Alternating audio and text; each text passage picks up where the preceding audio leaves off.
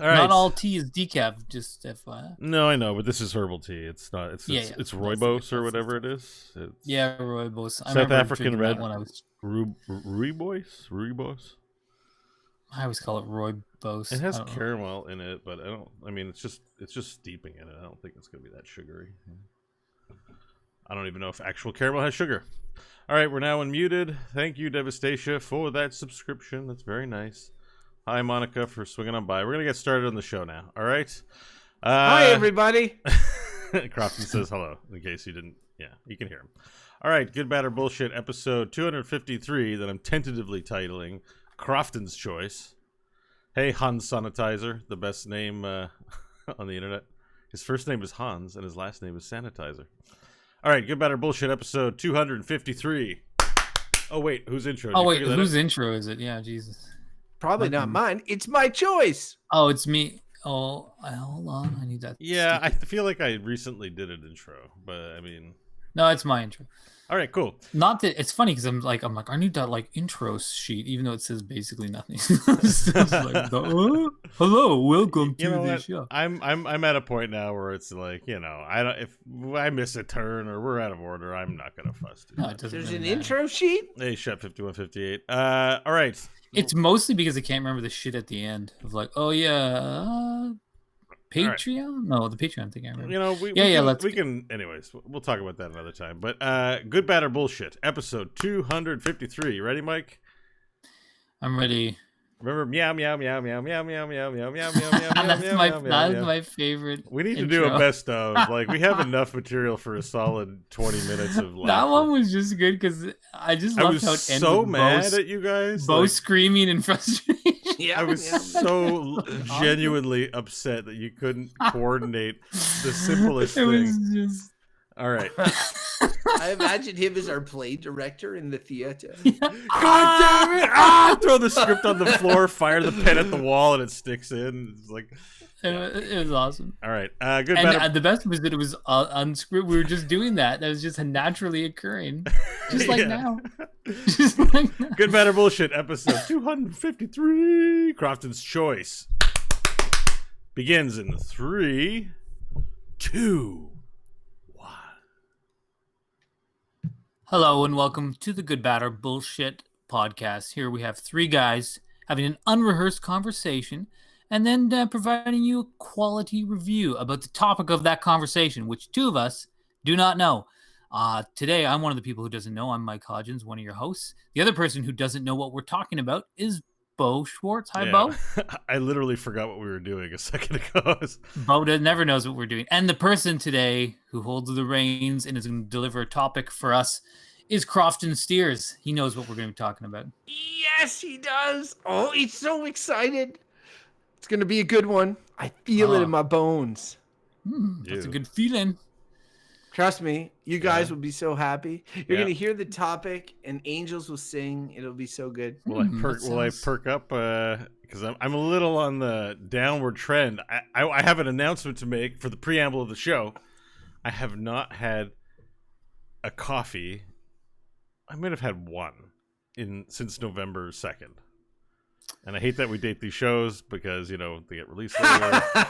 And I'm doing it now. But that's literally been 3. I'm going on week 4. I'm almost done a month. That's insane to me. You. Knowing Beau Schwartz, it's insane. Yeah, and so that means I'm not having any sugar, no sugary drinks, no sugar things. Like, it's been a whole month. I'm au naturel. I'm basically full of salad, beef, and eggs at this point. And, the odd tea. I've had a few decaf coffees. All you need to do is switch the beef to chicken, and you're going to be on the right track. Oh, I have chicken, too. I have chicken in me as well. And bacon. So, yeah. And I smoke 10 packs a day. Yeah. Yeah. Well, it's funny. Like, I'm completely clean of everything. So, no caffeine, no sugar. I mean, there's sugar. Except the worst thing. No pot even. Like, it's like literally, I just can't stop smoking. That's all I can't do. And it's super annoying. And I'm having no fun. And winter's starting. And so I can't even go for a delightful sunny walk because it's nighttime by the time I leave work. And it's wet. Anyways, I'm having enough to go. Still walk. Have you smoked more because of this? No, just the same. Okay. Yeah. That's something, I think. Yeah. You could compensate for the lack of coffee and other things. That Be like, you know definitely- what? I'll have more smokes. That definitely happened when I first started reducing the amount, but then I'm back to the normal. You can only smoke so much. Like it's just, you feel like barfing in your own head, you know, at a certain point. Well, how about this then? So now since you've been a couple weeks off the coffee, and you maybe eating a bit better, how do you feel? Do you feel different? Do you feel better? Do you feel worse? Same? I actually feel better. I miss having energy at night. You know, but I don't miss staying up too late and being overtired. So the good sleeps are actually really good. It's just a new routine. I've also like really fixed my circadian rhythm. That's a big thing. I've learned a lot about how to do that. It's hard coded into you as an animal, so it's like with the grain to try and do that stuff. You just have to know what to do. Like, which is you have to let your brain can detect, because there's neurons in your retinas of your eye, and they can detect slanted light.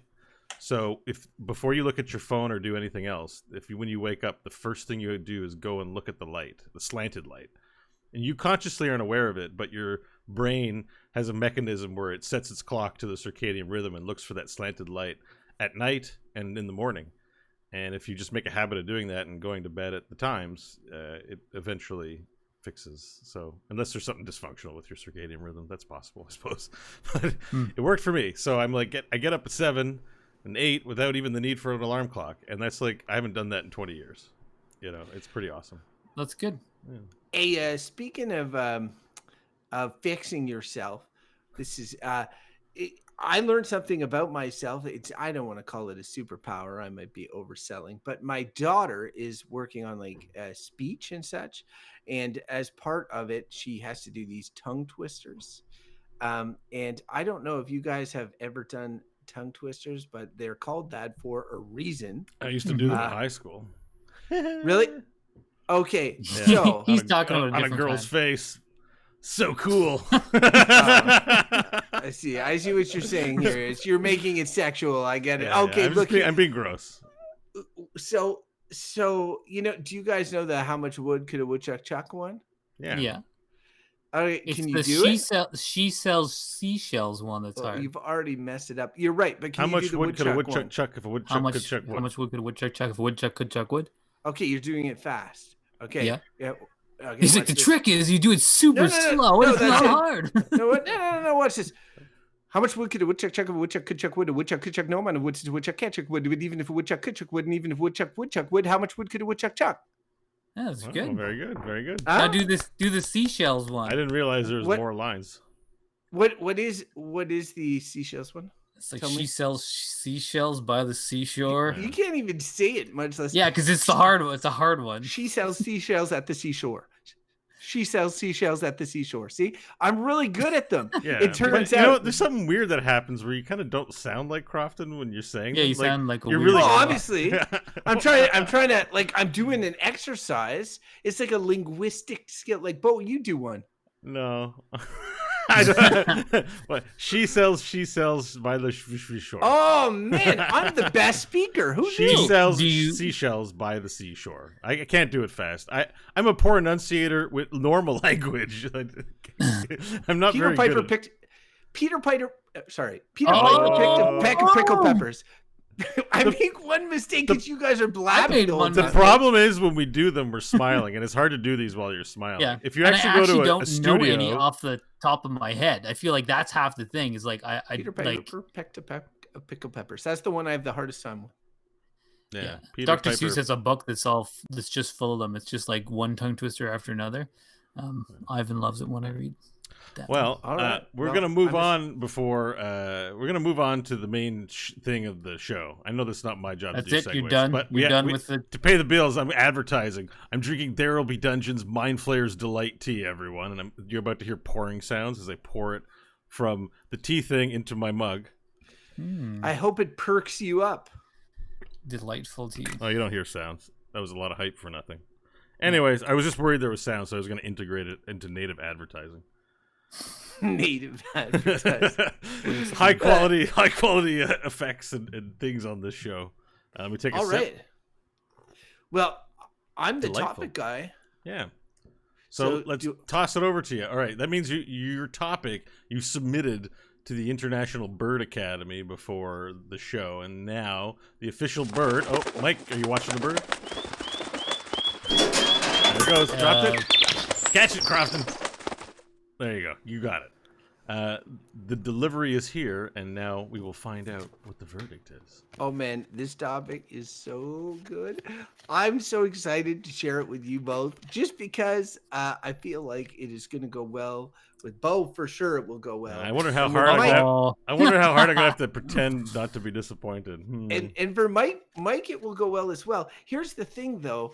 I planned this topic before any sort of preamble, even knowing that it would perk Beau up a bit. So the topic this week is caffeine.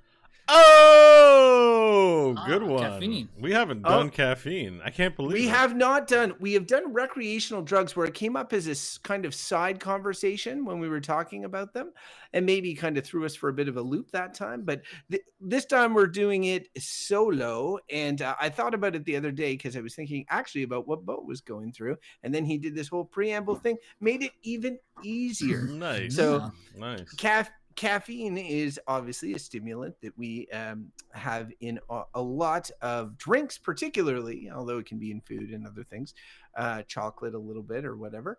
And, you know, I think that it becomes part of your essential lifestyle and the way that you live your life. For me, I have coffees at certain points of the day, essentially. Often it shocks these two fellows when I have one at 8 p.m. Hell yeah. And I mean, I do too, but you know, it's crazy. But now Beau is weird because Beau was like one of the heaviest caffeine users that I knew, and now he has switched to no caffeine. And Mike goes through these periods where he will just cut himself off of caffeine, but then when he's on it, he'll have the fanciest coffees that your mind would like. Yeah, I think caffeine's the only drug in contention with cigarettes. For like, I don't know which I've had more of, essentially. For you? Like in milligrams, right? Like I don't know what the measurement in a cigarette is versus like in my bloodstream.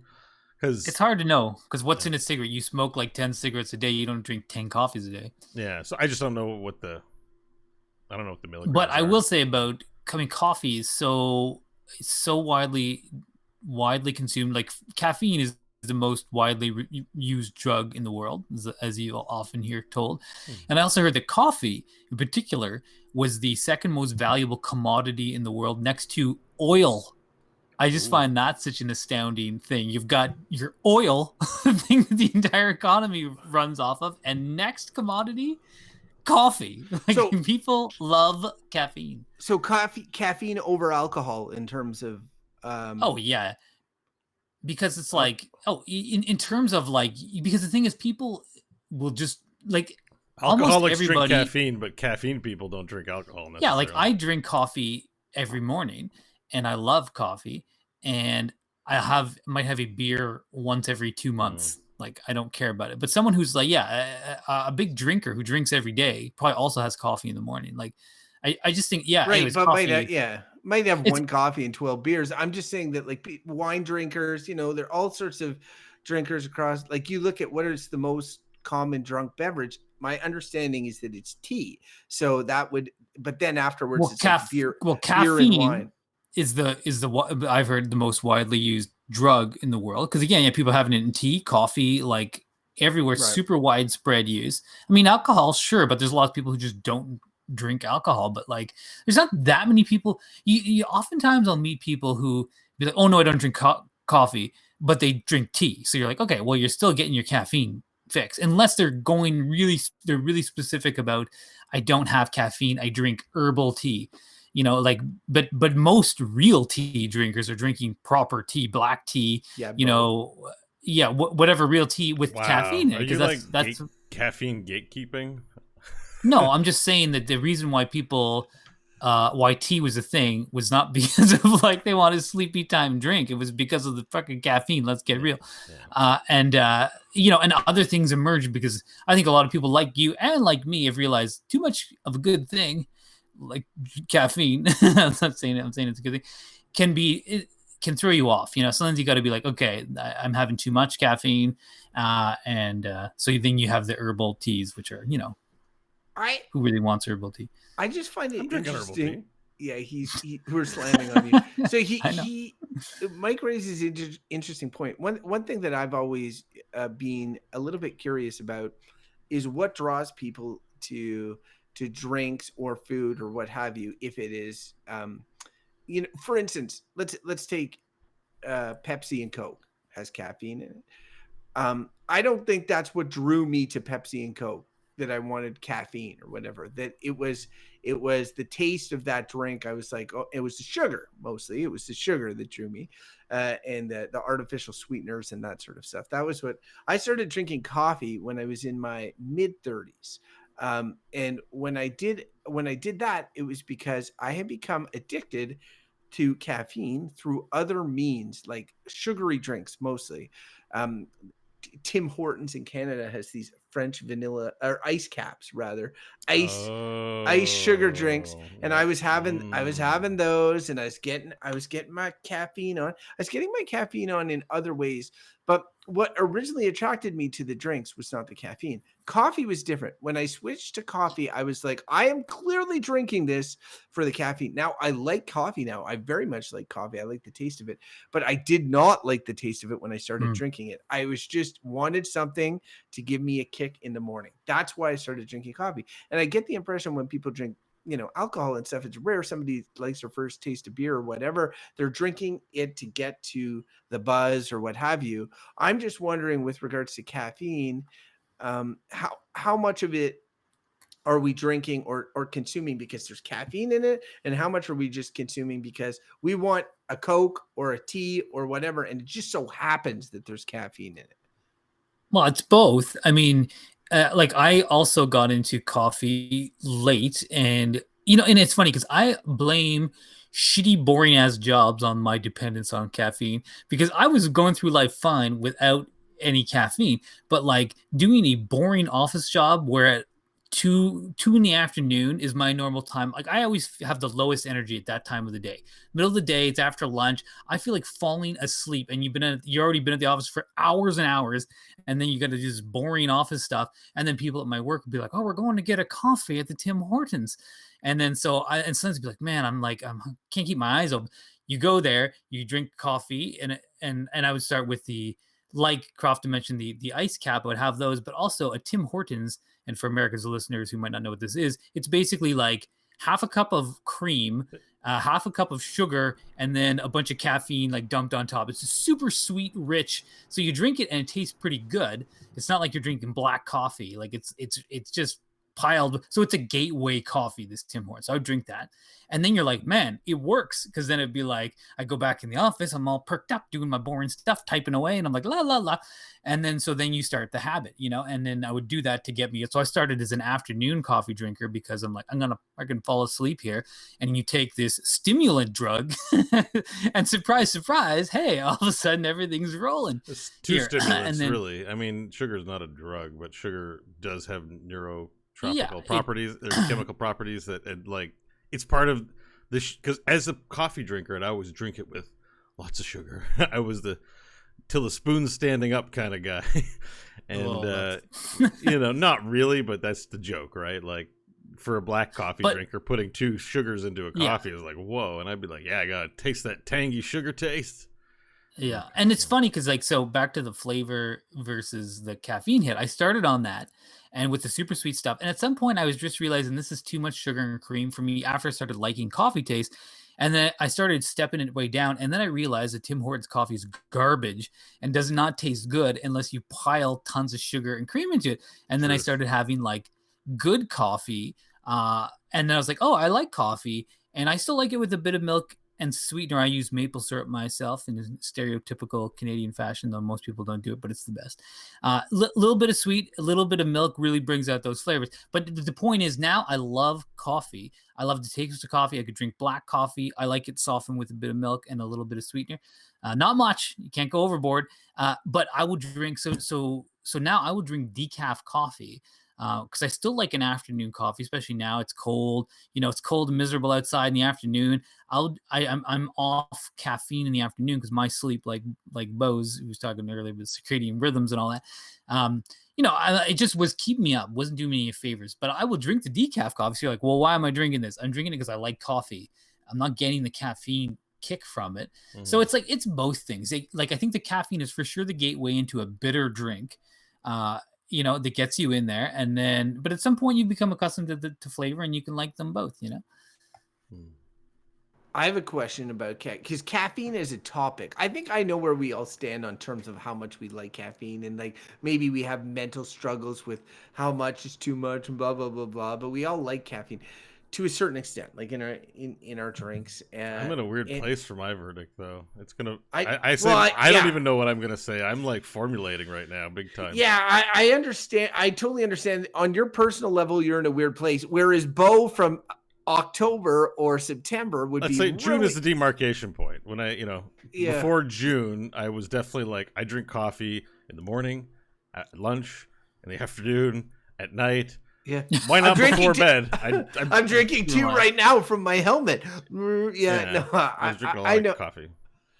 What I guess my thing is, and Mike made me think a bit with regards to talking about the office job, and like, are we a caffeine fueled society? Like, it's the most common drug, so therefore has it changed? Like, has its existence and its omnipresence and all of that changed the way that we function as a society, the way that things are set up as a society? If you took coffee out of the equation, would it fundamentally alter the way that we do things? Would suddenly everybody start crashing all the time and be like, oh crap, we have to restructure the way we do? We need to get like Mexico and Spain and have siesta time, and like, is coffee really, or caffeine messing with the way that we structure society?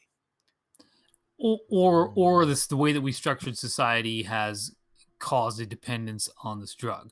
And I mean, whatever. Yes, it's the same the thing. answer is yes. The answer is yes. I totally agree. But it's just because of doing something that you don't like to do is made better when you're on drugs. And like, I can't remember where I saw this, but they were like some experiments, they're sort of dumb experiments, where they had taken prisoners or something and made them do super mundane tasks, and then they gave half of them methamphetamines or something like that, and the half that were on the drugs were like, "Hey, this isn't so bad," and you're like, "Yeah," because they're high on drugs, and it's just like, that's the. Do you know if caffeine affects dopamine reward? Like, I don't know if it's dopamine or serotonin based, but because like methamphetamine, like if you get dopamine, everything you feel, that's what it is. That's why you feel good doing all kinds of different things. There's different mechanisms that I don't know what parts of the brain it works on, whether it's the serotonin or whether it's the dopamine, but I do know, like, I don't need to know the mechanism to know that if I'm like tired and not feeling energetic and I drink coffee, I feel all of a sudden energetic and happy. If I didn't directly before. So to me, I'm like, I don't know what part of my brain chemistry is working on, but whatever part is doing that, it is working on it. And aside from that, the fact that it's a stimulant, it is a known cognitive enhancer. Like, and that's something that's quite interesting about the positivity of this, and maybe a negative thing. But I remember a long time ago reading this Scientific American article about cognitive enhancing drugs, and I thought, oh, this is interesting. They're trying to find ways to make people smarter, like react quicker, and the benchmark was caffeine. So they would use caffeine because it speeds up your synapses, like firing, like it does all these things, and they hadn't developed yet a drug basically that matched caffeine with as little side effects. Now, caffeine obviously has side effects that I'm sure we all know about, but they're relatively minor. And so they hadn't developed, like, pharmaceutical companies hadn't developed like a better cognitive enhancing drug than coffee. And I mean, that thing about me at work, like, it was totally true that, like, when I was like unproductive, not feeling it, and drink the coffee, come back and just can power through. And I mean, and this is an extension, and I don't want to get into scope creep of our conversation here, but there are people, you'll hear about college students who take Adderall and Ritalin because it massively increases their focus and ability to do their work. And I think that is basically an offshoot when the coffee basically just isn't doing it anymore. Because I mean, I think of university and something's like, that was the same time I started drinking coffee, was working and going to university at the same time, and then coffee was like, okay, this got me through a lot of stuff. Okay. And some people take, like I was gonna say, caffeine pills, right? Like, Sure. which is, so you jump right to the hard stuff, but like the caffeine pills, and this is one thing that's interesting about caffeine is like I can't tell you what it tastes like. It's Like bitter. I know if, that. if you gave me something, I can immediately tell you if there's alcohol in it. Like if I took a little sip, I'm like, I can tell you. I don't drink, so it's easier for me too. Like in the sense that Well, if you I drink, immediately. you can taste the alcohol. I think. Well, you know, if you're you drunk, you're not cognitively very aware, Right. so then you might not taste it. But yeah, if you have a sip of a drink with alcohol in it, you're like, you know, more or less what alcohol tastes like, or the sensation, the immediate sensation that it gives in that way. With caffeine, I do not really know that, right? Like I don't know what it is. Like if I have a caffeine, a coffee or a decaf coffee, like obviously I would know from the effects and all that, but I'm not necessarily sure try sober what week. what in the taste would trigger it for me. And then so but I have it as part of my drinks, and I will always choose to have it. Like if there's caffeine free Pepsi, I'm not going to touch that with a 10-foot pole. But There's always going to be crack cocaine in my pipe. I'm always going to choose to have cocaine in my pipe. No, but I I'm mean, never if not I going to have it. if I have the option, because Mike is right, like there are the side effects known, mild, generally whatever, I manage with them fine. So like I tend to gravitate towards this stuff.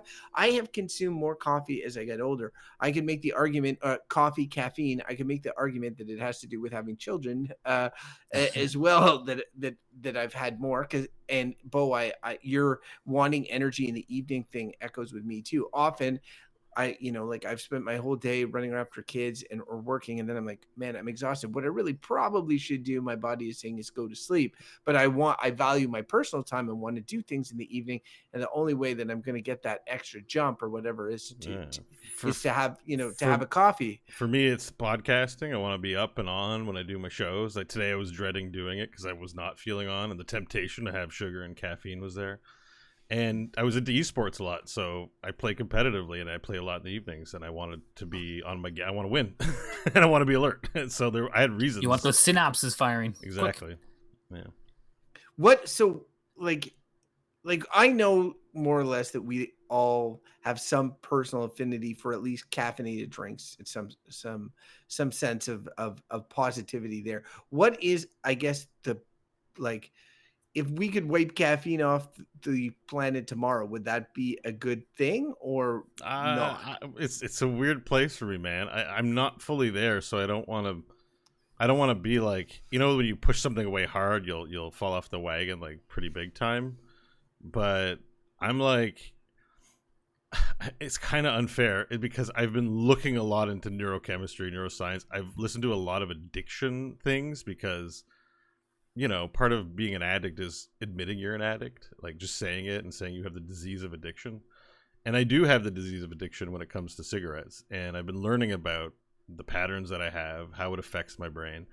And I honestly, when you look at the analysis for something like cigarettes or even pot, which I experimented with over this past year, and I also haven't done for the past month, I have a very strong sense now of what addiction feels like and what the patterns are and what the things are because I've been studying it for the past couple of months. And caffeine, and I looked it up real quickly on How Stuff Works, Mike. Shout out How Stuff Works. It does affect your dopamine levels. It also blocks something or other. I can't remember what it was. What is it? It blocks something, and that's what keeps you active. So you don't feel the tiredness because it blocks something, but it does affect dopamine. And I don't know if you want a big lecture on dopamine here on the show, but essentially dopamine is a signal to your brain that you're on the right path. That you're going for a hunt, you're hungry, you need to get food. It's a signal you get some constantly when you're on the way to something. And then when you get the reward, you get a big flush of it, right? When you kill the bear. But you also get dopamine on your way to killing the bear because you're like, this is what I need to be doing. And your brain's like, yep. So you're your own lab rat. And if you're not getting dopamine, you probably can't get out of bed. So we need it. And what drugs do that affect dopamine, cigarettes, caffeine, pot, heroin, I don't know if it's heroin, but cocaine for sure, just like food and sex, they circumvent the natural way that you go about getting dopamine, which is finding a mate and having sex, eating great food, hunting, and they just give it to you as a shortcut. So caffeine is the same shortcut as I get for cigarettes, or I get from pot, or I get from, honestly, from television screens and playing video games, which also affect it. It short circuits the natural ways that we collect dopamine in order to flush our brains with dopamine. So my sense is, I want to stop doing all of that because this isn't natural. Like it's not. My organism wasn't. I wasn't born to interface with things in this manner, and they are. As I don't want to speak for everyone, because I think part of the neurodiversity I may have with ADHD means that it just affects me harder, and it's harder for me to control than other people. But it like actually, it really takes over your life. There's this idea in addiction that addiction is a narrowing of focus, meaning if I don't get my cigarettes, but I had to take my daughter to daycare and do some responsibilities, I will not be able to do those things more and more as my focus narrows to just getting the fix. And then when I get the fix, I can do the other things. And it has a profound effect on the choices you make in life and the things that you do. And I'm kind of away from caffeine, not on purpose, like kind of, and also not. But when you ask me that question today, I'm like, shit, there's like things I want to do, and if my decision making is impacted by seeking out dopamine rather than other things I want to do, then like I'm having a very deep existential crisis right now, in a way where I'm looking at the choices that I'm making and trying to bust my way out of that maze. But it's not to say I'm judgy of anyone that drinks caffeine. I love all this shit too, you know, like it's good, and I know why it's good, and but it's. But I guess my question to you, Beau, because yours is very personally related to where you're at right now. Like you could listen to this episode a year or two from now and be like, oh, I know exactly what sort of headspace I was in at that time. But like for all of us, like, is caffeine, like what you described with regards to the shortcutting towards dopamine rewards and all of this, is that a bad thing to have in society? I just want to point out right now that if we all became part of a hive mind, which is your dream, that hive mind would drink coffee. I like how it's my dream. I mean, it is, but you know, I just when I hear you say it, makes me go like, I'm so weird. Which is your dream, but that hive mind. Hopefully it's a democracy, and we'll pass a resolution as to whether or not we'll have caffeine in it. I got news for you. Like, caffeine is the most drank drug in the world, and if the hive mind is a collection of everybody, shit. I'm gonna have to have an exclusive. I'm gonna be part of the vegan hive mind or something. We'll be in the hive mind, and it'll be like, all right, I'm gonna straight down this coffee, and that's what it's gonna be. So what I mean by that is that society is caffeine fueled. Even if you get off it, Mike's off of social media, but guess what? Social media still is ruling the world, right? Like, all right. So let me. Sorry. Yeah. Your example's taken, and I'll try to keep my answer concise too. So, you know, but all right. It's my sense is that in our current day, we don't go to bed that much when it's dark, and we don't hang out in low light before we go to sleep. We hang out with bright screens as if it's daytime. And I know from my experience, I'm like, I want to play Heroes of the Storm, man. I'm tired. Caffeine. I'm not tired anymore. And the thing is, what I'm realizing is that I feel fine. I feel great. I stay up till 1 a.m. I play my video games. I go to bed, and maybe I didn't get quite enough sleep, but I'm cool. I'll have a coffee in the morning to fix it. And I'm constantly paying it forward and creating this huge debt of sleep as time goes on. And I got so far down the rabbit hole that I was going to bed on work nights at 3 a.m. and trying to wake up at 7, having 10 alarm clocks, and finally getting up at 8, having the worst mornings ever, and going, I'm so rough. And then eventually I started reaching for the monsters over the past year. You know, the energy drinks, the real hard shit. You know, like and I was like, those monsters. Let me have one, and it turned into a daily habit. I even have a favorite flavor. I miss it. It's delicious, but that stuff's rat poison. And that I was like, you know, wheels spinning off kind of from caffeine deficit. So I think a lot of companies are just kind of like, yeah, caffeine's cool. So you can watch Disney Plus and The Mandalorian, not be tired while you watch it, enjoy Starbucks coffee, and you know, and then it's like, and then why don't you have one in the morning? And they're just like, sweet money, and they probably are addicted too, so they don't feel like they're doing anything evil. They probably just think, yeah, this is the culture. But I'm starting to get like really like out there with my like, oh fuck, my mind is my own thing, and everything I put in it is like a guest in there. So if I want to throw tarp and bullshit into my brain, no one gives a fuck what I do with it. I'm the only one that cares about what's going on with my brain. So I'm really having this kind of effort and self-talk to really think about what I want to do with my time, what I want to put into my brain. Sometimes when I tab over to the news section on Twitter, I get so mad at myself because I would never think of those things if I didn't tab over there. And dopamine seeking is why I tabbed over to that fucking National Enquirer tab. And every time I go there, I see something that pisses me off that I want to tweet about, and I realize it's because they have their hooks in me. If there was no Twitter, I would not give a fuck. And I want to be on Twitter, honestly, just to interact with people who listen to my shows, because I don't want to give out my private mailbox or phone number and shit like that. Twitter provides me with a safe way, like it's a prophylactic for the masses. Sorry, I don't mean to offend anyone, but I can get to know you in a safe space that way. And that's all I want to use it for. And, so to answer your question, I'm feeling very deep and philosophical and very angry, and I'm sorry to be a bummer about caffeine, because it's supposed to be I'm excited we're talking about it, but no, it's 6 months ago I'd be like, caffeine, give it to me, put it in my veins, it's an important. I mean, it's important. It's an important thing to touch on, and it's good that you bring it up, because any drug and the disease of addiction are inherently intertwined and entangled. Like, you can't talk about one really without the other. If you're a person has a propensity to addiction, then caffeine can be problematic. And I think that it does get a pass compared to other drugs, because though it does have negative side effects and impact your life negatively, those are they're not so detrimental as a raging alcoholic who's just in a stupor constantly and unable to function. Is a very different thing.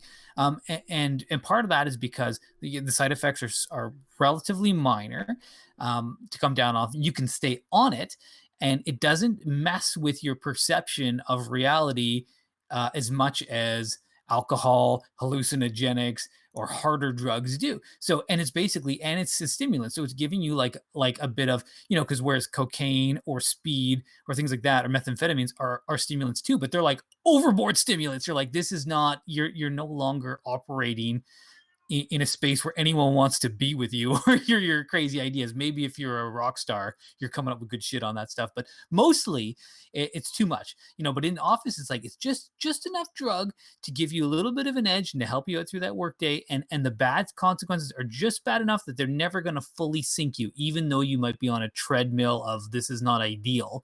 It's not the same as being I'm in a hole of I haven't been sober from alcohol in 8 weeks, and you're just drinking that. It's just different. So it wins on all those fronts, but it's not that doesn't mean it's a good thing. What about I'm just curious about this, because when people get in an unhealthy spiral, they put on all the shit. They're heavy drinkers. They also are heavy coffee drinkers, smokers, whatever. It all bleeds together. So I associate overconsumption of coffee in particular with that sort of shit. Is it is it likely to cause a heart attack or anything like that? If you're getting, because I have only once gotten the shakes, because you were talking about how it doesn't affect your perception of reality, which is true. In the sense that you can drive a car, you don't have to necessarily worry. Yeah, your reactions are quicker. You're actually more alert. To a certain extent. And it was funny because there's a lot of ads when you're still to this day, but when I was a kid, don't drink and drive. And I would go in the car and my dad would have a coffee in the car holder or whatever, and I'd be like, Dad, you should not be drinking and driving, because as adults we understand drink means alcoholic drink, but as a kid the message is just don't drink and drive. It's not complicated. It's don't text and drive or whatever. Say no son, it's okay to drink this particular drink, but the reality is he would be drinking coffee often when driving. It didn't do anything for his perception. But one time I was over at your place, Mike, and we were playing nerd games, and you were making your fancy coffee in the kitchen. and I had a bunch of it, and we were it was in your house in the Glebe at that time, and I had a bunch of it, and I went back at one point, and I was sitting down, and it was a game in which we were handling cards and stuff, and I was just like holding the card, the card in front of my face, and it was like I'm like, this card is moving, and then I realized like my hand was like essentially vibrating, and I was like, oh shit, I've had too much. is really what I came to at that point. That was the first time that I was like, I don't want to say scared by caffeine, but it gave me a wake up call to the sense that this thing could have a physical effect on my body, and it got me wondering, like I'm in relatively good health, all of that sort of stuff. But if I was older and had a weak heart or anything, and all of a sudden I just pop a bunch of caffeine, am I at a risk for a heart attack or anything like that? Is that like think I've heard of that, but I don't really know. And Mike, I don't know if you want to answer, but well, I do want to tell you. Say... But I wanted to answer the question right when you jumped, which was just that part of me quitting caffeine right now is because I do have an anxiety disorder, and it's related to, or someone gave an opinion that I have generalized anxiety disorder, and reducing caffeine is part of like trying to assess, reduce the symptoms and assess if it's related. And so far so good. But part of my anxiety has to do with a hypochondria about heart issues, so I feel it when, you know what I mean? So that's been my experience so far. Mike wanted to say something too, I think. Oh, but he's talking.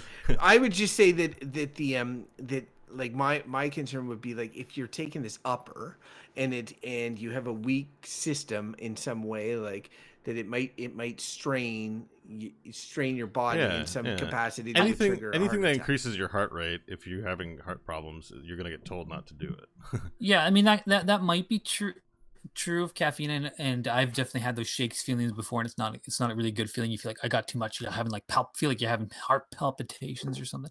But I think probably like any drug, probably someone's like, yeah, if you took enough, like if you got yourself a hold of some powdered caffeine and you took a ton of it, you could die. I'm sure that is true. That's true. Dosage, that is almost with anything. If you take enough of it, if you don't know, if you take enough Tylenol, you will die. If you take enough, like pretty much any drug, if you take a certain dosage, it might fuck you up. But in terms of like how much coffee would you have to drink to die, I have no idea. And it would be like some ridiculous amount that like you'd be, why the hell would you drink that much? and I'll take that challenge. The other angle of it is that so with caffeine, so a couple of things that I've heard about it. So I mentioned before on the show that I've had liver issues, nothing serious. I keep an eye on it and I have no problem with my liver. And I remember I looked this up and then was told basically the same from the liver specialist that I saw, because obviously they're like, oh yeah, don't drink too much. Drinking, FYI, is bad for your liver. And I don't really drink much anyway, so it was no big deal.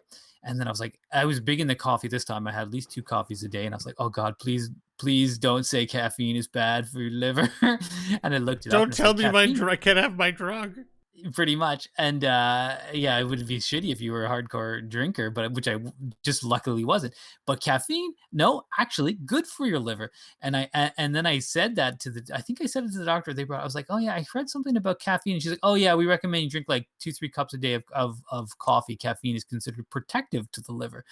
And I was like, oh, and then that's crazy. Yeah. Well, not only that, and now to me, I would say take all this stuff with a grain of salt, because I think there's a strong caffeine lobby that exists, which pours their money into research around caffeine. Because you'll find all kinds of research that says, like generic research, where basically you'll see like caffeine reduces risk of death from all sources like over time. So it's one of these broad range studies which basically telling you nothing, because a study this big can't do it. But basically, the people who drink 3 to 5 cups of coffee a day have a lower death rate than everyone else. You're like, is that related to the coffee? Meh, I don't know.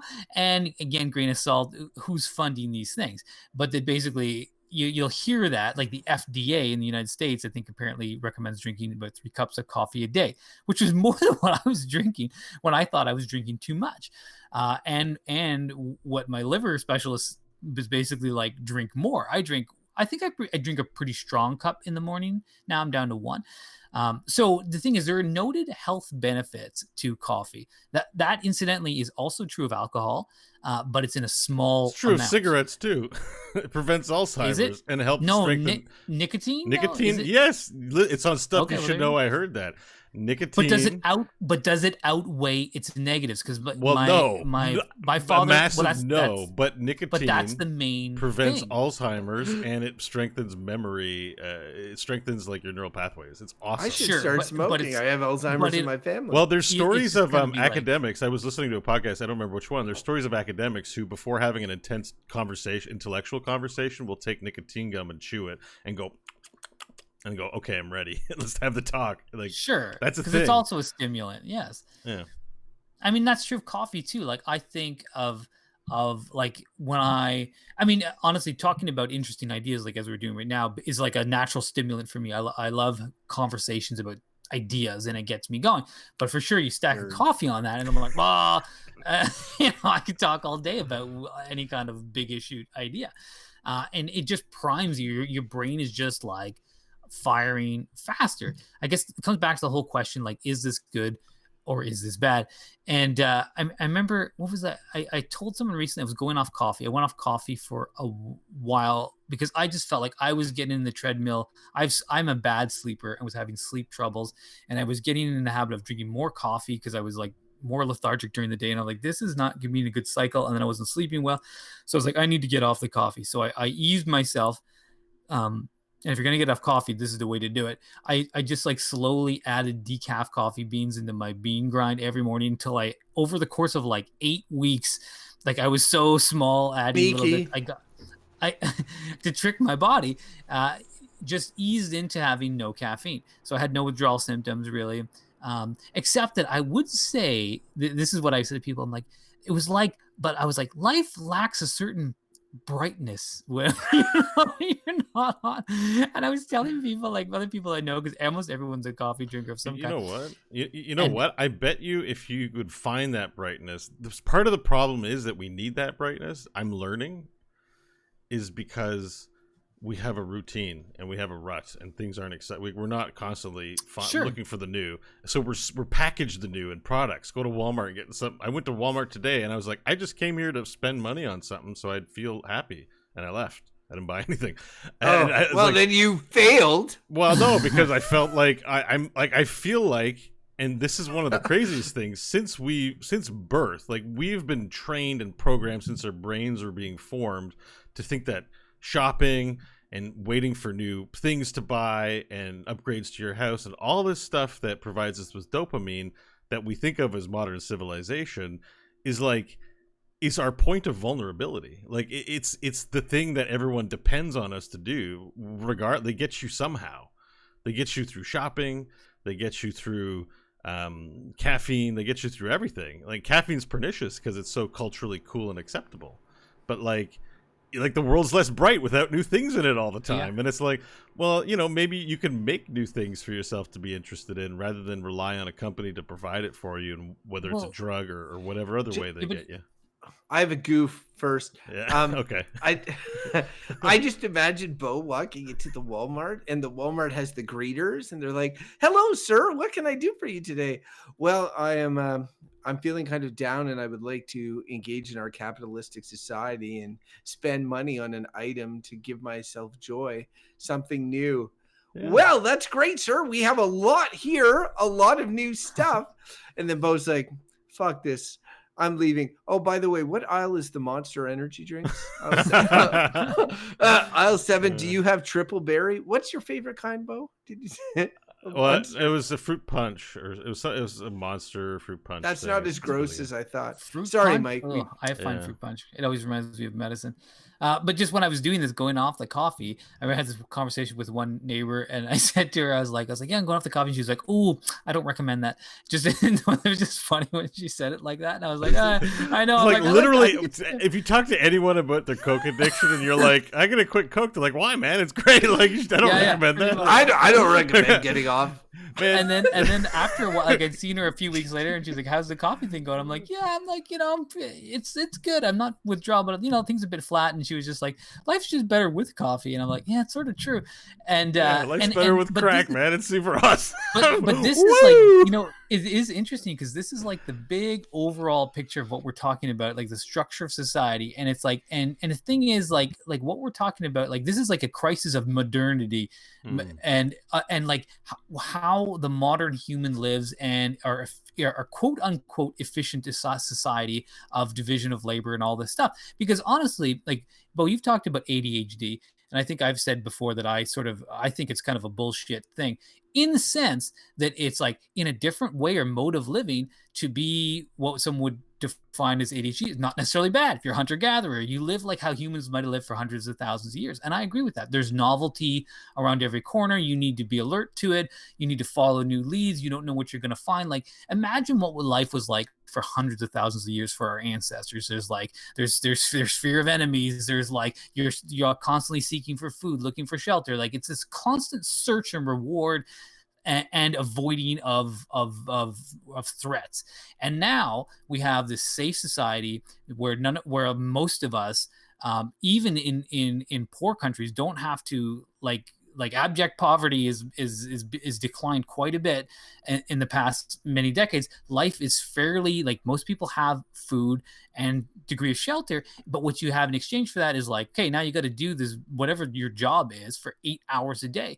And we're not getting, as you say, Beau, because I agree with this, we don't have access to all these things that would maybe give us that brightness, that new thing. And so what do? We fill ourselves full of all these chemicals, and to fill those voids that were gained from just living in a wild world, and being an animal, and I think that unfortunately is probably the trade-off of modern life. What's the future going to look like? Yeah, go ahead. Yeah, sorry, I didn't mean to interrupt, but that was a long one. Crofton, I hope you're proud of yourself. I can see Crofton there just smiling from ear to ear, like, I got them good this time. I gave them dopamine, and now I can manipulate them all I want. Slow starters at the beginning. I'm like, oh my god, they're not gonna bite on this, and you're like, no. I'm like, they needed a coffee, but. But when Mike was going, I was also thinking about how if there was a GBB drinking game, like anytime that Mike could get it to like a crisis of society and modernity and capitalism or whatever, like that would be a drink. And if Beau can get it to the hive mind, that would be a drink. And if Crofton could just say the whole thing is bullshit, that would be a drink, whatever. But yeah, I agree actually with a lot of what Mike is saying in terms of it's an enabler. Caffeine is the great enabler of the way that we live in many ways. I know that I am not a morning person. I can't fucking stand the mornings, and it has nothing to do with my circadian rhythm. It has to do with the fact that some people are just not great morning people, and I happen to be one of them. And getting up now, my daughter's school opens at 8 a.m. So that means that I have to wake up in the 6s to get my kids dressed and what have you and ready to go. That's a lie. I set my alarm for 7. And then rush out the door. But if it wasn't for I don't have really time to have much coffee. I have like a sip of coffee before I have to walk both the kids to school, and I am like a zombie. And then I get back and I'm just like, it's 8:30.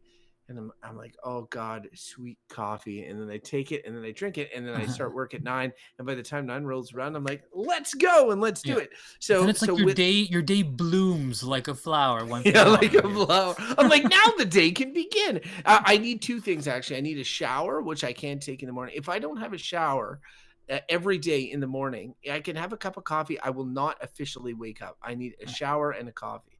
Shower's important too. But there's I think there's something to be said about the way that we can, if you pair certain things together, the way our brains work, you train your brain for certain things. So every morning you take a shower, you feel fresh and clean, and you do that every day for years and years and years. Yeah, then it's like instinct, like your brain writes itself, just like the circadian rhythm. I've been taking showers at night too. I take them both now, but mainly it's just calm down. Beau, that's what you just described is exactly what happened. It's the Pavlonia. If it's Pavlov's dog, like that shit's real, and we do it all the time with everything, and we pair things together, and lots of stuff got paired together when our brains came out of our mama's womb. I'm gonna say it politely. You know, all the wiring wasn't wired up, and then and then things got wired early on, and then they're all set, and now we're in our 40s, and like we got a lot of wires and a lot of things that we just like because we just keep doing them together, and that's how our brain's comfortable. I would say well-trodden path. Would on the cautionary note, because I'm pretty much like, look, I use caffeine routinely. I like, frankly, the way that it affects my brain. And what I mean about that is like, it's not just like, it's like, say you're doing say you're doing a big thing, like I've done. I'm not doing I've referred to it many times, but I've done a lot of writing in my past. I'm not doing much now. And say you're trying to do something like write a book, and it takes like a year, and you're like slogging. Or I've done, conversely, like giant renovation projects which take like 6 months, and you can feel run down by that thing. And then you wake up in the morning, you're like, okay, I gotta get back to this thing, and you drink the coffee. So even it's back to the whole like kind of like structure of society thing. We're trying to do bigger things that are more focused, right? As a society, as individuals, and the coffee just kind of like it lights a little fire under you every day to keep going at the thing that that you're trying to accomplish. Now, and maybe back in the hunter-gatherer times, those things were pretty short. Maybe you're doing a hunt, it's maybe a day or two, and it's always like that. But now we're doing big things. We want to write a novel, and it takes two years, or we want to develop a new policy in your government role, and it takes a year of work. You light that little fire every day, it keeps you on track. And I'm like, that's not so bad, especially if you can keep it in check. Addictions and some of those other things that might affect some people aside. But I think with any of these things, the age at which you get into them, I think, really needs to be considered. And I feel pretty lucky about the fact that I didn't drink coffee until I was in my 20s. I feel like I understand its effects on me I was better. going to ask you that. I was actually going to ask you when you would feel comfortable with, say, if Ivan was like, your son was like, I'm going to start drinking coffee. Just like, because I was thinking about it when you were talking, and it's just, when I was in university, a ton of people were like, oh, gotta get my coffee. And like, 20, 21 or whatever, they're just completely caffeine addicted, or coffee addicted. Too early, I think. And a lot of that, again, as with all these things, is related to society. So Friends was the big show in the 90s into early 2000s. Friends, about a bunch of friends getting together at a coffee shop. Like that is really they're drug dealers. No, but Starbucks, if you could trace the rise of Starbucks, you can trace the rise of all these coffee shops to Friends. Like what Friends was what made meeting at a coffee shop and hanging out to be the cool. Like, I'm not saying it didn't, like you could go back to the 17th, 18th century. Yeah, it did. Yeah. The salons, like, The salons. No, I know. And I know you guys are nerds, and I know you're going to pull that on me. But about the boutiqueification of coffee. Exactly. I'm high priced, elite class. Feel like not only do you feel good drinking it, but you get to feel a little bougie while you have it too. The rise of Starbucks and all of that, and because for me, Mike, just like in terms of Gwen and Clara, if they were like, I'm because they see me drinking coffee. It's tough, right? Like they see me drinking coffee all the time. Who am I to say at one point when they're like 16, 17, 18, like don't drink coffee? Like they're probably going to be drinking booze, like, whatever. Teens be teening. So probably they're going to be drinking Red Bulls and Monster drinks. Like that's no, I draw the line. Yeah, that like the whole the line. The whole they beer can do thing. Cocaine. The whole beer thing is so like. It's still a thing, but it's so like, I don't know, most of the young people I see, the worst thing that they're going through right now is growing up with the internet, because they're getting that really early. And that, anyways, we're talking about caffeine. I don't want to dovetail, but all these drugs. I've been watching some stuff about what the challenges kids go through and the social aspect. Usually that's at school, and right now it never ends because social media is a thing. It's very challenging for them. So, all that to say, just to bring it back, or you were asking when we started, and I wanted to answer your question too, because I was like pretty much a teenager, like 12. Like I really wanted to have coffee, and Mom was like, "I really shouldn't." And she's like, "Oh, what's this little coffee?" Yeah, I was young, and I just like, let's try coffee, and I'm like, I love it. Like listen, I've been sucking in secondhand smoke since I was a baby. Like like nowadays they're saying, and like I'm not saying it wasn't true back then, but it was very socially acceptable. You smoked around your kids, and like we have this thing like, crack babies. And it's just like, well, I've been sucking in secondhand smoke since I was a kid. And if we say cigarettes are like pretty close to, cocaine in terms of its addictiveness and toxicity in that regard, then I'm like the cigarette version of a crack baby. Like I've been you were doing it. primed for it. I've been inhaling nicotine since I was a baby, and that's why when I quit and I smell it, it smells like home. It makes me feel good. Sure. And like that's just my brain is just wired that way. I can't change that. You know? It's the Pavlov dog thing, and the routines and the embedding of routines is like, you talk about having your shower in the morning just wakes you up. Like some of these routines are small things, but I feel like it's like if you can do any favor for yourself or your kids or whatever, it's like try to let the brain develop, and this includes social media, as much as it can to its adult form before you start introducing all these stimulants, and you hear that about marijuana, and that's a real tricky one. You shouldn't, it's linked to depression and schizophrenia and some people who are predetermined for those types of things. But the earlier you started, the larger those implications, or it comes out over long-term use. That's why for marijuana, that's why everyone, it's safe. It's like, yeah, it's safe. It doesn't have chemical hooks. It's pretty easy to quit. Like it wasn't a problem for me to stop. But the chronic use of it at a young age, and all of these things, this is what I want to just get to, and increasingly saying like your brain is not fully developed until you're like in your mid 20s, not 18, not 17, you're like 25. And if I look back, like I'm 40, we're all 40 here. When I look back on my life and think about where I was, I'm like, that's for sure true. Like from personal experience, I feel like when I got to my late 20s, and if I think almost through my 30s, and now I'm 40, and I think of what my brain and how I approach things in the last like 15 years, you're 41 versus the 25 years prior to that, I'm like, okay, I get it. Like my brain it was at a very different place all through that other stuff, and after the last 15 years, I have an adult brain. And I feel like at that point, you know what, if you want to introduce stuff to your brain, you want to try psychedelics, you want to try smoking, drinking, I'm like, whatever, go nuts. It's your body, do what you want to it. But if you start ingraining these things into your developing brain, I just feel like you're setting yourself up for a life of like, constant struggle. And they say it's before 25, and like I know I smoked a ton of pot at 18. Like I had a daily habit for like a year and a half. I know people had chronic. My dad smoking cigarettes daily at 13. That wasn't good. And I know people. My neighbor Douglas, former neighbor Douglas, who I've mentioned before on the show, he said he was smoking weed at 13 every day. And it's like he's going to be lifelong. That's just part of who he is now. It's ingrained in him. Maybe he was always going to be that way, but it's just like, and I will say that anyone who's not drinking coffee, who's like if someone were to come to me and be like, I've never drank coffee and I'm thinking about getting into it, I would say, you know what, don't start, is what I would say.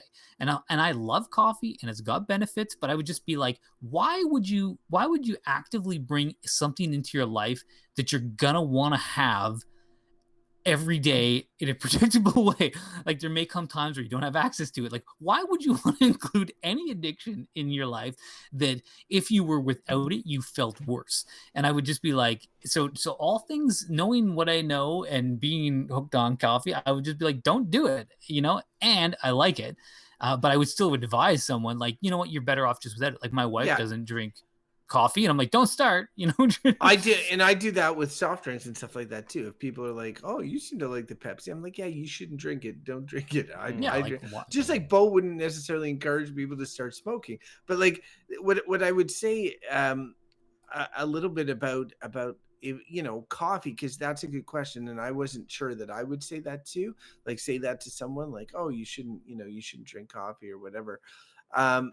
I find that coffee is a super acquired taste. Like I find that it's not something that tastes really good on your first sip. Like I now obviously really like the smell of coffee, all of that stuff. I was surrounded by cheap ass coffee growing up. My dad was really into Nest tea. And what is it? Oh Nestle? Man, that instant shit. I know my family too. No, it wasn't instant. It was in a big tin. Yeah, Folgers and shit like that. You know what I'm talking about. No feeling like waking up with Folgers in your cup. Or Maxwell House. That's junk. All of that what stuff. about Juan Valdez or whatever? That was Juan Valdez. Handpicked by Juan Valdez. Yeah. Himself.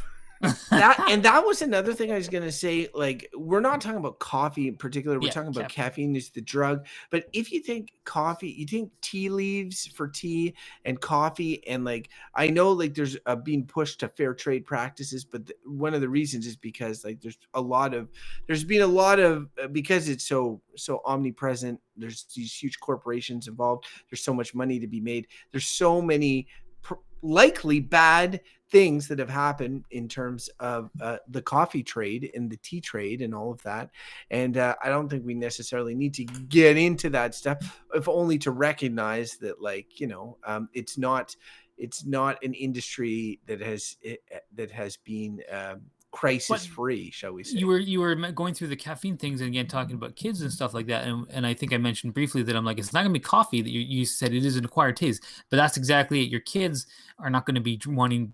They're not going to be barking up the coffee tree at 15. They're going to be loving Monster drinks, and you'll see. Like, I see these. There's a school in my neighborhood that has grade 7, 8 kids on them, and I see them walking around with those drinks and like that. And those things have like a lot of caffeine. It's like drinking 3 cups of coffee in one can.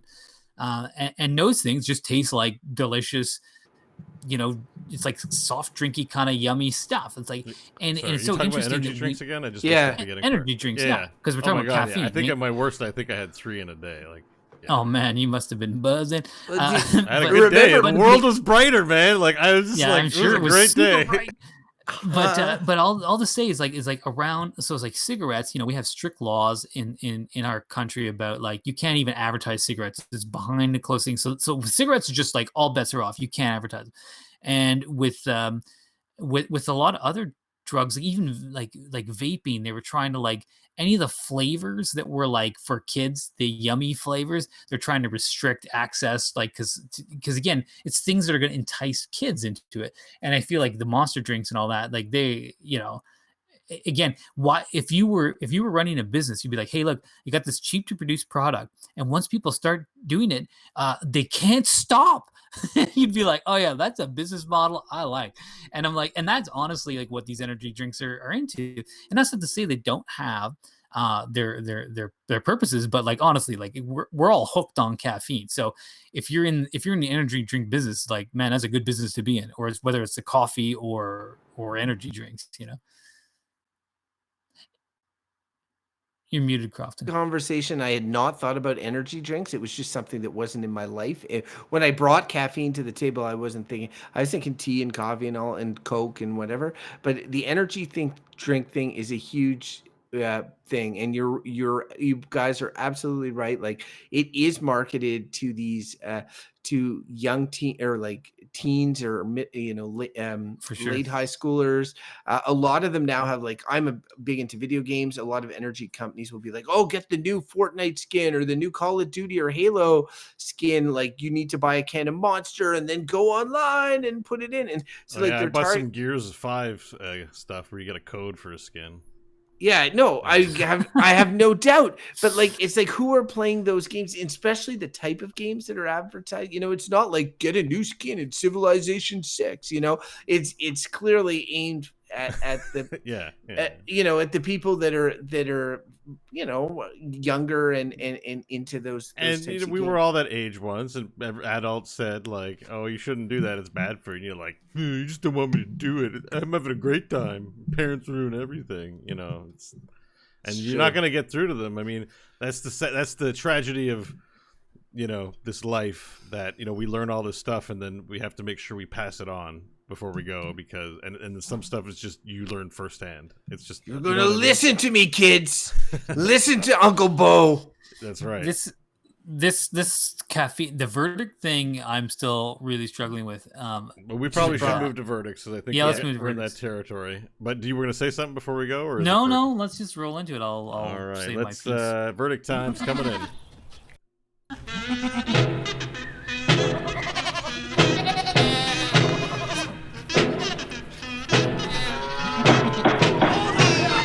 I said, order in the court. Order in the court, everyone. It's verdict time. I feel like I haven't gone first. Oh no. Are you ready? Yeah, you can go for it. No, I'm not ready. I want to go last. I need to think and hear what you guys have to say. Is that cool? Yeah. Can I be the last? Yeah. one? Oh yeah. Sure. I'll go first. I'm doing the outro. Oh, yeah. Or unless you want And me. No, you go no, first. no. I'm just wondering who's ready. Is my question. Well, Like, not ready, but mine's like Nobody's ready with ready. a bunch of caveats. all right, you go. Okay, so look, what I was about to say is it like this is one of these prime examples where I wish I could. There's the what I would give this verdict in a vacuum of like all by itself, and then there's what I would give this verdict based on the way the world is right now, not the way it could be or was or should be, but the way it is now. And those are very different verdicts because I think it's like if you lived in some kind of like to me, it's very simple. If you lived in some kind of idealized world where human beings' lives were structured around their self-actualization and needs were met, and it was like a utopia, I'd be like, caffeine is bad. It is a it's a dependence, you know, and it's a false sense of brightness in your life that is chemical based. It's not a real thing. But we don't live in that idealized world. We live in one that has a lot of despair in it and drudgery and things that we don't want to do, but that we have to do because that's the way the world is. And I often hate to give a verdict based on that because I like to be like, hey, let's aim for the good stuff instead of being like, we're stuck in this shit. But we sort of are. And I've made the joke many times at work where people have been like, hey, good job on that thing, Mike. I'm like, you know what? They should pay coffee to do my job and not me. Because let's be honest, it would not have got done without the coffee. And that's honestly true. I would not have the work that I do without coffee. And so I thank it for that. And not only was it when I am able to do and perform shitty, boring tasks at work well, I can often do them happily when I'm drinking coffee, and I don't feel good about that because it is a drug, and if I was without it, I would think this is a shitty way to spend my life, and I don't want to do it. But I have to earn money. This is the way the world is. You can't fight that. And another little story I'll give where, guys, caffeine might have saved my life in this particular situation. I was driving across the country in 4 days. I had a 6-month-old kid that had just flown back to Ottawa, and I was driving a car back from Victoria on the other side of the country. And I had like 4 days to do it, to give my wife a break from being solo parenting. And at one point I was driving from Vancouver to Nelson, British Columbia. And it was, I don't know what time I'd been driving, 10 hours, 11 hours. And I just had to make it to this town because I had a place to stay there. And I was going through Osoyoos, British Columbia, and it was dark, and my eyes were just, I was like, this is not good. I can't keep driving like this. I'm going to crash. Like, I remember I was singing this. I was worried, and I was doing all these things. I was literally like clapping myself, and waiting for the next town. So I come to Osoyoos, British Columbia, and there's like the nearest thing I pull into, and I'm like, where is the caffeine at? And I got like, I think 2 Red Bulls or something like that. Oh, and then, I pounded those Red Bulls down, and it kicks in just like that. And I had to think 2 or 3 hours left to go. And I'm telling you, not only was I perked back up, but man, I was having a great time. The radio was on. I was seeing things in the world. I'm driving along, I'm like, here we are. Look at me driving across the country. Life is grand. And it was, and it got me there. And I thank caffeine. But again, this situation only presented itself in the world in which we live, not some idealist one where I had all the time. So you know what? In the world in which we live, and keep in mind, an idealist world, I would say was full on bad. But in this world, caffeine is fucking good. Wow. I had to swear on it too. I like the caveat there. He's like, like in some imaginary world, it's bad, but in the real world, it's good. He basically gave the crackhead verdict. Yeah. He's got the. Remember but just remember the big caveat is, I know it's the bad, but world has it's got a lot of fucking shit good. in it. The world has got a lot of shit in it, and caffeine softens that. I got Yeah, it. It was good. I'll go next. All right. Sorry. How do you follow that? I'll just say it's for me. It's one of those things where like I like caffeine. Like all the drinks that have it in it, I seem to like. The Pepsis, the Pepsi Zeros, the Diet Pepsis, the coffee. I hadn't thought about energy drinks, but yeah, it's good. A good point. Chocolate supposedly has caffeine. I'm a big fan of chocolate. I know we're not supposed to give it to dogs for some reason. Don't know why, but that's aside. My overall takeaway though, and the reason that I was sort of hedging on this was because I wasn't sure about what I liked, like like how it affected other people, how it affects society, how it affects the way that we work and the way that we live. The fact that it's a drug and people get addicted to it, all of that. I wasn't sure if I could just be like, well, I like caffeine, so whatever, it's good, and what Beau's going through right now and his personal choices and the way that it's affecting him and the way that he talked about it and the way that he explained, it being a dopamine shortcut, that sort of stuff resonates with me as well. It makes me realize that things aren't cut and dry, and that just because I like these drinks, and just to be clear, I really do, they're very delicious, doesn't mean that they're a uniform good for everyone. And drugs like caffeine, which, as Mike says, have less side effects, are kind of romanticized by fiction and other things, are seen as okay, and there's Starbucks at every corner. There's enough there that makes me concerned for society in general, and my girls in particular in the future, that makes me want to temper my verdict from a full-on good. So I am going to say my verdict on caffeine is bullshit. All right, the bullshit. All Okay, right. Beau. I Bring really it thought home. you were gonna go with the good, because I know you like the Pepsi Max. I do like it. I'm have not the sure if sugar? I was clear on that though. No, it's pretty clear. It's pretty clear. All right, so this one's hard for me, guys. I don't know. All right, It is hard. It's a just- hard one. Yeah, Take I'm your sure. I'm time. not going to try to take too long, but it might, take the long way around the barn yet again. I think that over the course of my whole life, ever since I was a teenager and first got a taste of caffeine at 12 or 13, something like that, told my mom, I love this. Why can't I drink it all the time? And with a lot of socially acceptable drugs, you're like, well, you probably shouldn't have it that young, but people drink it. It doesn't kill anybody. Like, it doesn't, everyone, it's so super socially acceptable. Like, maybe he'll have a bit of a harder time, but he'll just have more caffeine to carry him through, like whatever. And so I was super into it. And, this one of the reasons I got into smoking too is I know that I said that I was like a cigarette crackhead, whatever, crack baby version of cigarettes, something like that. Sorry, I haven't had caffeine. I'm losing my ability to articulate. There was a certain point in my teenage years I made a conscious decision to smoke because I was aspiring to be a playwright, and like I had read old texts from playwrights where they loved taking opium and snuff and cigarettes, and I'm like, well, cigarettes can be my thing, and my dad smokes, and if it helps them be creative to write plays, then I'm gonna smoke cigarettes and I'm gonna get hard shit. I got Camels, they were insane. They actually like would make me lose balance. And I would go to in Ottawa, there was this lovely place near the Black Tomato. There was a coffee shop there, and it was owned by an old Dutch guy, and that's when you could smoke inside. And he had the most beautiful twin daughters. I'd just sit there and just, bring my book and my notepad and pretend to be a playwright. And I'd just be by myself smoking cigarettes and drinking coffee.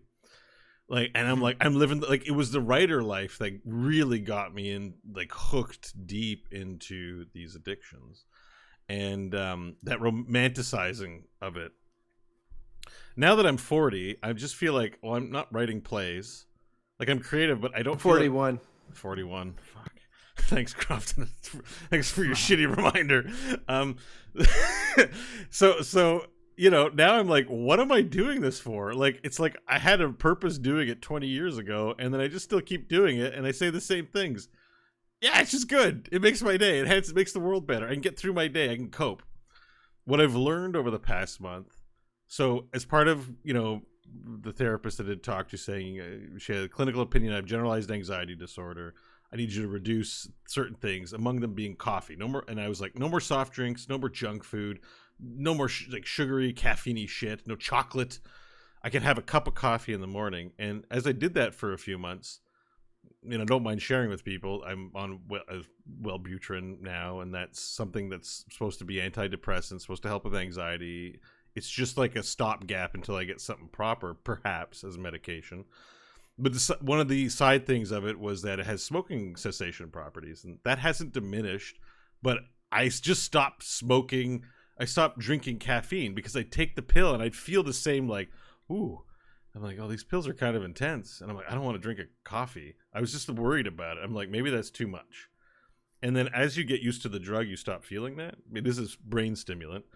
And I was like, whoa, I just don't need coffee. So I've been able to get over the hump. And now I'm just like, so I want to say, like, I'm off caffeine and it's super great. But I'm on another drug. I'm on Wellbutrin. So I don't know if I could really sit on a high horse and feel like caffeine is bad.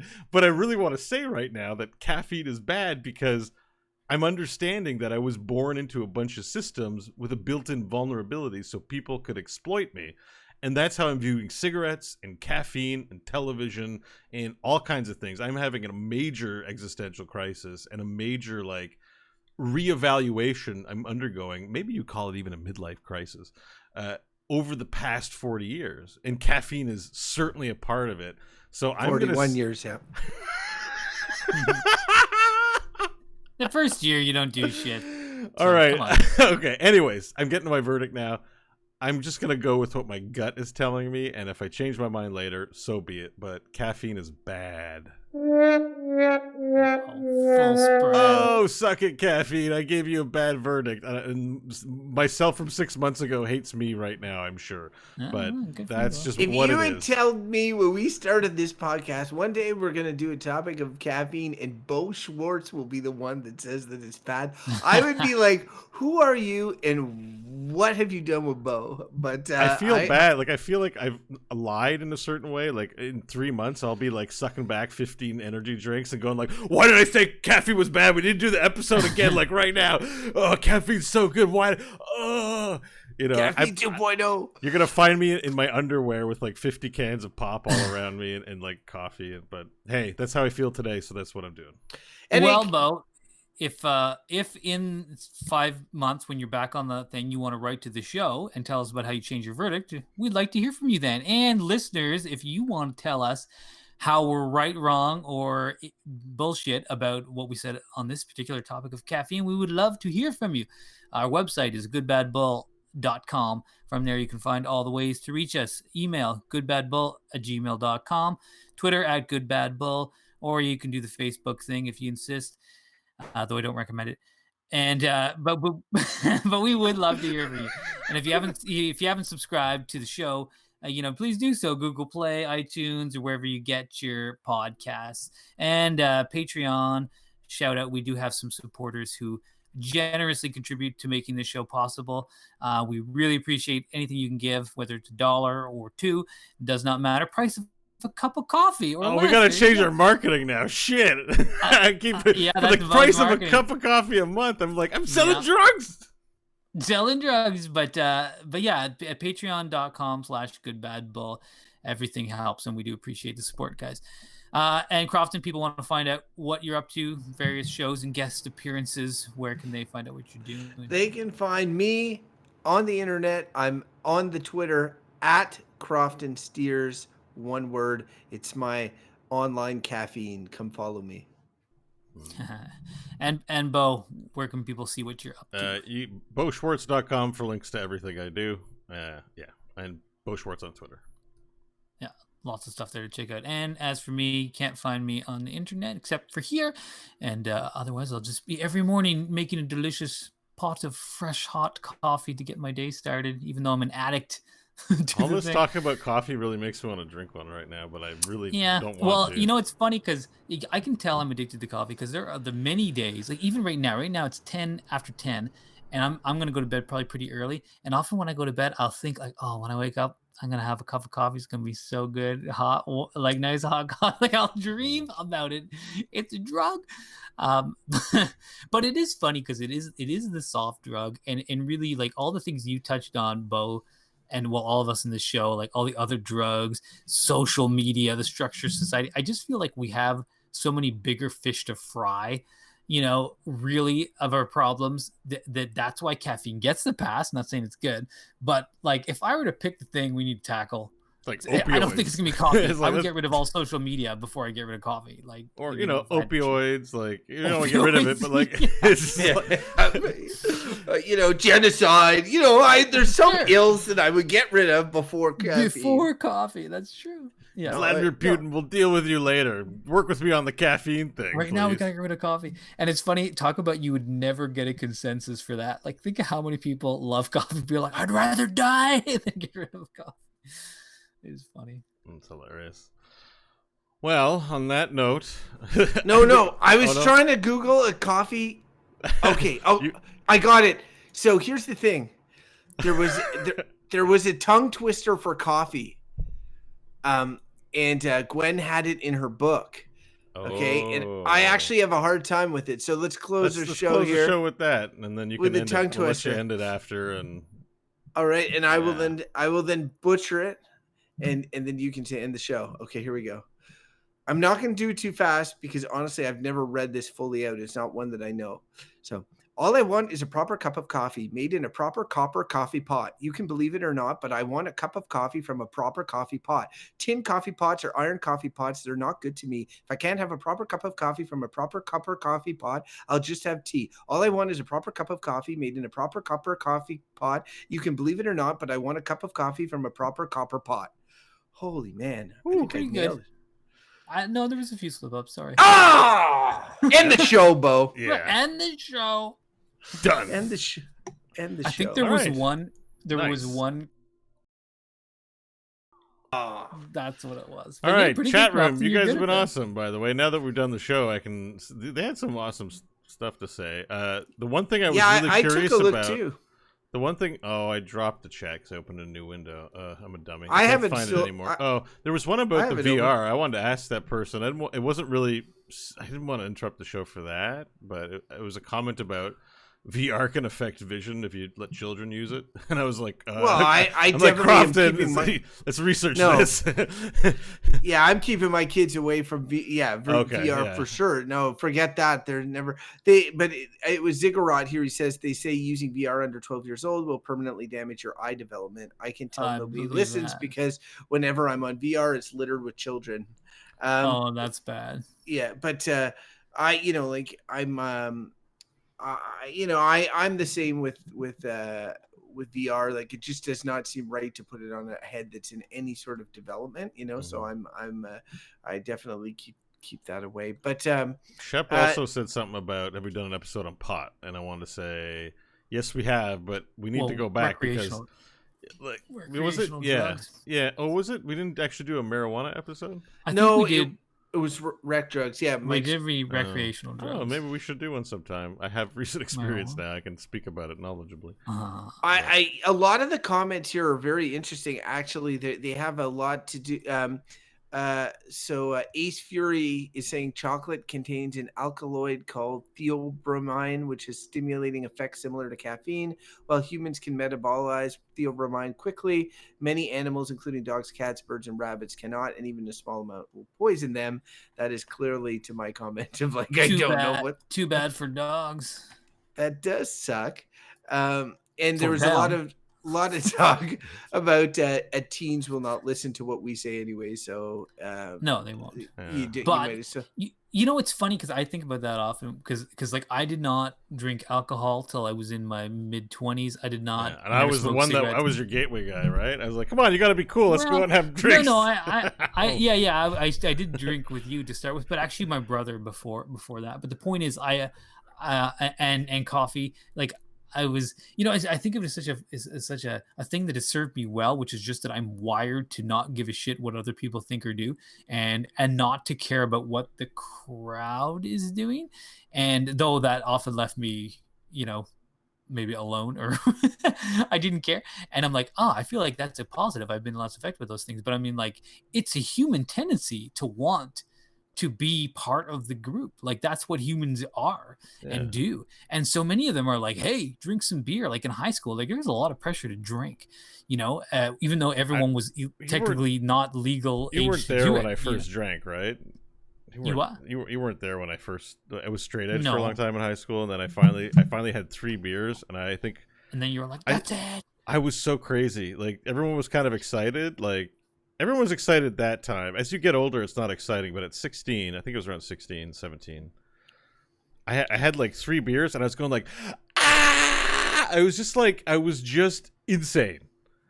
And like I remember how insane I was, and everyone just laughed about it. They thought it was great. I was like, I was missing out on this. Holy shit, this is amazing! Ah! Like I was just like yelling and going crazy. And I remember it because I'm embarrassed now. I'm like, oh man. And then I've like drank to excess in my 20s, and then no one thought it was cool anymore. They were all just like, I just remember Mike in my bachelor parties, respectively, in Beau over whenever he went over. Oh no! Yeah, yeah. All right, it'd be like, I don't mind you sharing it with our 11 mentioned lovely these things listeners before. here. Have we? Yeah. But I might not be able to stick around for these full stories because they're long. No, I'm not. But I'm just saying that like the reaction was obviously one who dipped into booze quite was it fully. When I climbed Mount Royal? Was that the same night I also emerged from the strip club with blood on my shirt? With the blood on your hand. No, those were separate. The strip club was mine, and the sleeping on Mount Royal was Mike's. Oh yeah, the blood was yours. Yes. Yeah, I don't want to go to a bachelor party in Montreal that was anymore. Funny because I was the sober one there, and we were trying to herd all these fucking drunken cats out of the strip club, and Beau comes out with to the entryway with his bloody hands. He's like, I think I hit someone with a bottle, and there's blood. I'm like, let's get the fuck out of here. We never looked back. I have no memory of it. I just know glass was involved, and there was blood on that shirt. Like it was. You know, and on your hands, and you just I didn't have a wound on me. I thought we went back in, and I didn't have a wound on me at all. Like I didn't. It wasn't my blood. Like I swear to God. I'm pretty sure it was your blood. Whatever. We'll never know. There's probably like some. Didn't have an open wound on me, Crofton. I checked the next day. I believe you had wounds, and poor Jesse was so mad at me. I'm sorry about that. Yeah, all right. We won't tell that one. Anyways, that part. So good night, live stream or live viewers. What? I just had one last point from the chat. Ziggurat said, "I saw Finnish people drink 1 kilogram a month of coffee. So I try to hit that amount too. So far, I'm on par. I've consumed 4 cups today already." And somebody else mentioned about Finnish people. It being a status symbol, coffee is seen as the number one coffee drinker. Finland are the number one coffee drinkers in the world because it was considered a symbol of being wealthy after they got their independence. They drink an average of 1 kilogram. It's funny because that strikes me. I didn't mention this, but not that it's that important, but that strikes me as so funny, especially because Finland. Because guess what? You could never grow in Finland coffee. Like it's about like the modern world. Like you can only go grow coffee in the equatorial regions and preferably at high altitudes. Like you cannot grow it. Like where we drink coffee every day, it's impossible to grow. It will not live here. It's from Ethiopia. Like it's not. It's so funny to be like, oh, the biggest coffee drinkers are like the Finns. I'm like, if global supply chains break downs, them Finns are going to be feeling pretty bad for a long time. Where is all the color? I'm used to having 1 kilogram of coffee a month. And now they've got to eat whatever they have. That'll be the start of World War III. They'll be like, we need our fix! Ah! I also thought it was funny just because Beau's story about being. It's funny when people said I was straight edge until I was 16 because it's like it's like when you made. I had the X on my hand. I put the X on my hand. Yeah, but and a lot of people were doing drugs, and I'd be like, I'm straight edge. I don't want to do drugs, but I'm still a cool guy. It's just funny when you make it from like because pretty much no one's doing it till about 13 into 14. No one's doing anything. So to make it to 2 years. Well, you say that, but we had a lot of people that started early in our high school, man. I know, but look at me. I was like, we were smoking cigarettes at 13. And I also don't remember. Like I didn't have the X, man. I just didn't give a shit and didn't do this. I was late to drinking at 17 from people in Philemon. Remember, we went to a shitty high school with a lot of, impoverished neighborhood. Not impoverished, just. I don't want to say low class, but just boring life and made fun by alcohol, right? Like it's. I like when you were talking about your Camel cigarettes and how they caused you to lose your balance. I was like, were you skateboarding in high school? Yeah, I had really good balance, but it was like it doesn't last long. It's about 5 to 10 minutes. Like if you were to smoke a cigarette now, you'd feel a head rush.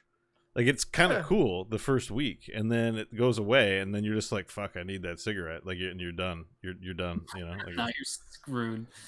So bad. enjoy that starting time. Good to know. All right, guys. Well, good show. Good That was topic. another. Yeah, Yeah, great topic. I knew it would be like as soon as it entered my head, I was like, "Oh yeah, this is what." Yeah, this no, it's good. I wish I would have thought of it. Like that's how good it is. I'm just like I'm mad that it wasn't my idea. Yeah, you can tell it's always a good topic when you're just like, "Fuck, why didn't I think of that?" Like that's good. That's good. Who brings it up as long as we get a good conversation out of it. Well, when at the beginning, because Beau came in and he said his own words were, "I hope this topic perks me up." That was that was his words, and it took every ounce of my willpower to not say, "Oh, for sure it will, Beau," because it's coffee. You know, like. Well done. Well, I applaud your restraint. I know it's hard sometimes not to pull your Johnson.